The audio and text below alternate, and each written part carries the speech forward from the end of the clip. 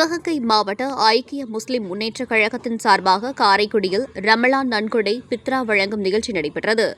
சிவகங்கை மாவட்ட ஐக்கிய முஸ்லிம் முன்னேற்றக் கழகத்தின் சார்பாக காரைக்குடி பெரியார் சிலை அருகே ஐக்கிய முஸ்லிம் முன்னேற்றக் கழகத்தினுடைய மாவட்ட தலைவர் சாகுல் ஹமீது என்ற சித்திக் தலைமையில் ரமலான் நன்கொடை பித்ரா வழங்கிய நிகழ்ச்சி நடைபெற்றது.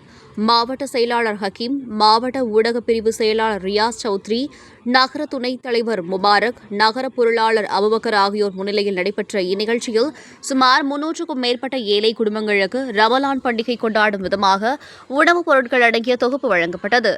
இந்நிகழ்ச்சியில் காரைக்குடி காட்டு தலைவாசல் ஜமாத்தைச் சேர்ந்த ஆதம் சர்ஜி, ஏசிஆர் நசீர், ராஜா முகமது, ஃபசுல் ஹக், கனி முகமது, அப்துல்லா ஆகியோர் சிறப்பு விருந்தினர்களாக கலந்து கொண்டனர். நிகழ்ச்சிக்கு அனைத்து பொருள் உதவிகளையும் செய்த நன்கொடையாளர்கள் அனைவருக்கும் சிவகங்கை மாவட்ட ஐக்கிய முஸ்லிம் முன்னேற்றக் கழகத்தின் சார்பாக நன்றி தெரிவிக்கப்பட்டது. பொருட்களை பெற்றுக்கொண்ட பொதுமக்கள் மகிழ்ச்சியுடன் வாழ்த்துக்களை பரிமாறிக்கொண்டு பெரும் மகிழ்ச்சியுடன் சென்றனர். நிகழ்ச்சிக்கான ஏற்பாட்டினை சிவகங்கை மாவட்ட ஐக்கிய முஸ்லிம் முன்னேற்றக் கழக நிர்வாகிகள் செய்திருந்தனர்.